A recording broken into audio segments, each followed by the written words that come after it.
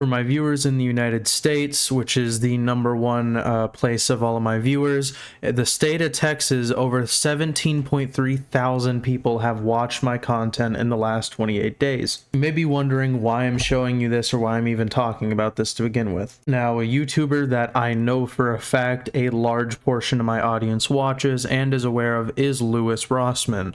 He posted this video exactly 56 minutes ago. Yeah, I watch his content pretty religiously.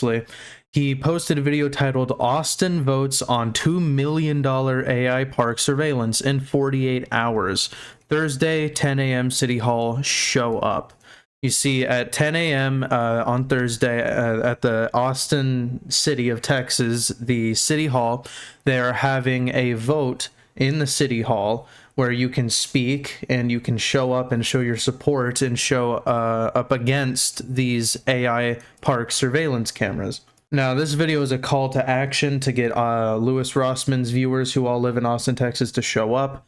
I felt like I should do my part. You know, something I'm always so sick and tired of is all these big shot YouTubers, people with massive platforms, who always talk such a big talk about privacy and security, or they talk about these sorts of subjects and they talk about how much of a terrible thing it is, but then they literally do nothing about it. You see, I don't think these content creators with that big of audiences understand just how much power they have and the potential they carry to cause something huge. I mean, you guys, if you guys are even aware of Louis Rossmann, the amount of work he's done, the laws he's passed, everything that he's done, and he only has 2.37 million, which is a shit ton, don't get me wrong, but to a lot of people, that's small fish. You know, there's YouTubers out there with 14, 16, 20 million subscribers who talk about the similar stuff, but then literally do nothing about it. But that's besides the point. Point is I know I'm not exactly a massive YouTuber, and I know there's not a gigantic portion of you who live in Austin, Texas, or nearby who can't really go. But I mean, it's like Louis Rossmann even said in his video. Do you really want to live in a world where there's AI powered surveillance cameras that literally spy on everything you're doing at the park? And it gets even worse. In the video, he talks about features of these cameras. You see, the thing about these cameras is there's actually even a feature of them. You can see this little horn here, and there's actually a feature of them, and I'll quote it here: "Continuous loud music. This solution is every parent's nightmare. Loud music ranging from Baby Shark to classical favorites is played continuously to make it nearly impossible to sleep or reside in malls and outdoor rental spaces, or retail spaces. The next phase of security available from LVT mobile units is the auditory alert. Instead of continuous loud music, the alert is temporary. It's also truly alerting, making the area a terrible place to sleep for the night. Imagine the sounds of the worst hotel you've ever stayed at, only worse." I mean, this comes from LVT's own blog. They're bragging about this. I mean, on the Consumer Rights Wiki, which is also created by Louis Rossmann, you can go read this for yourself. But literally, this is a surveillance company where their entire focus is creating these devices. Now, imagine if you were just chilling in the park, trying to have a good time in the park, and these fucking things were watching you.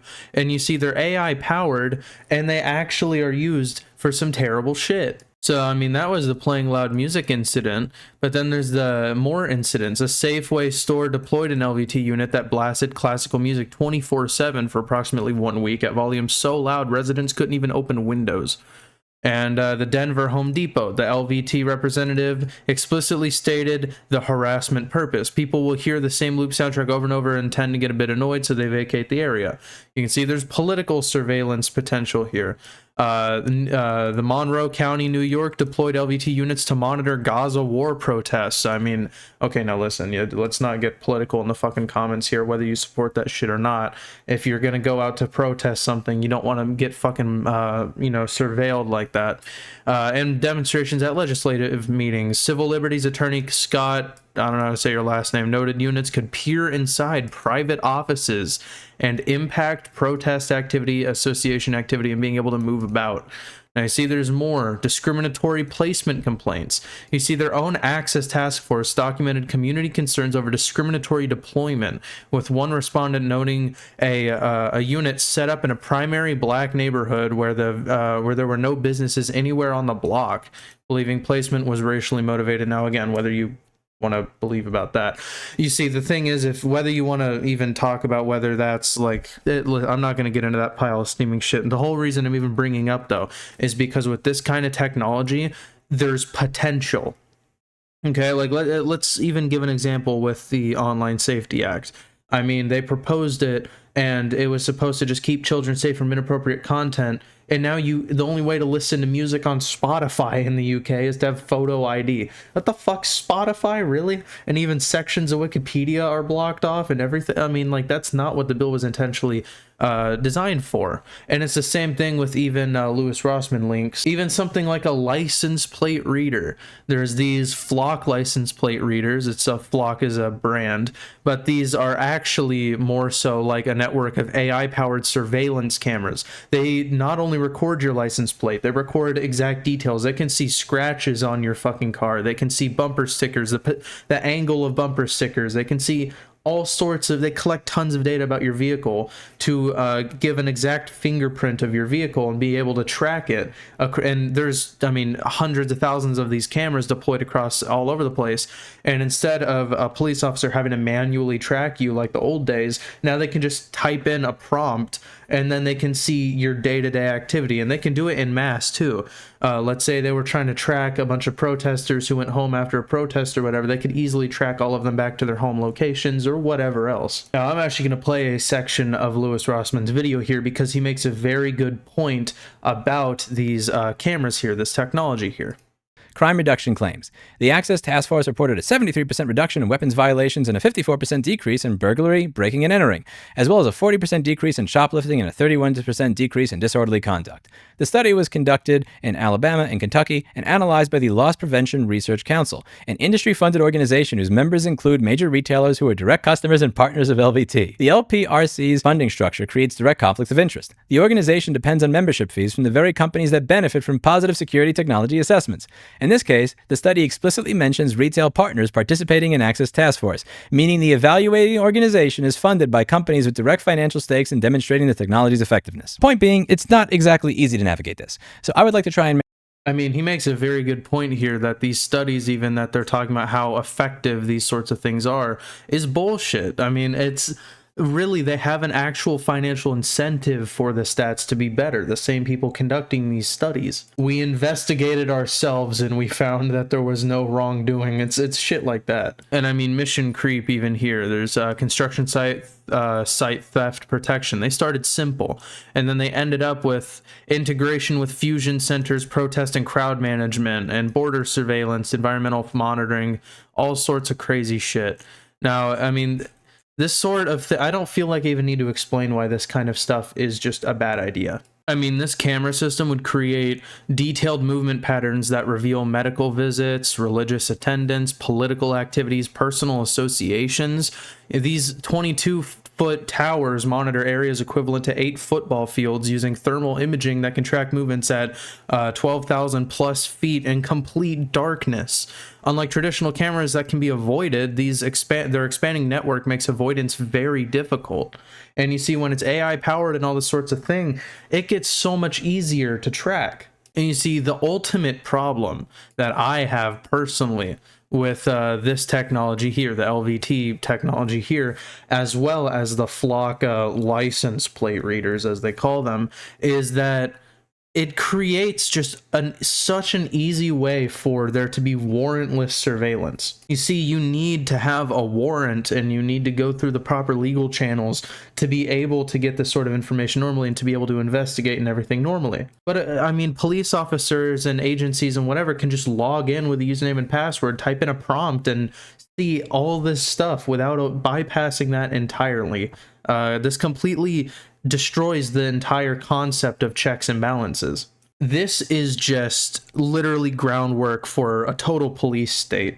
There's psychopathic laws like the Online Safety Act being proposed in the UK and the Screen Act being proposed in the US. What makes you think that they won't propose any future laws that go even crazier or whatever else, and then they can track that even further? I mean, what if Like, I'll just paint a hypothetical here. I don't care about your political alignment. I don't give a shit what your political alignment is at all. I promise to God, I really don't give a fuck. But let's say there is a new administration and they don't like the cut of the jib of some kind of particular people or whatever.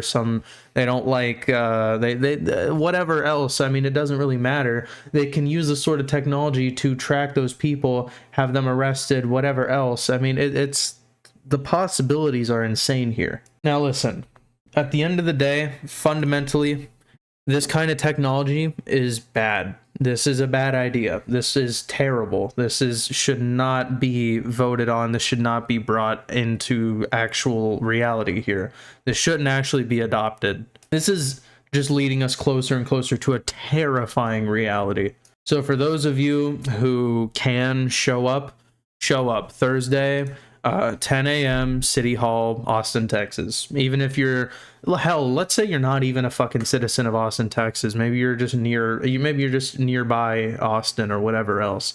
Show up. And as Louis, if you're a citizen in Austin, Texas, what you can do is you can fill out this form to speak, and you can go and actually speak and, actually preach against this sort of thing. You can actually talk about, you can actually go up and speak about it.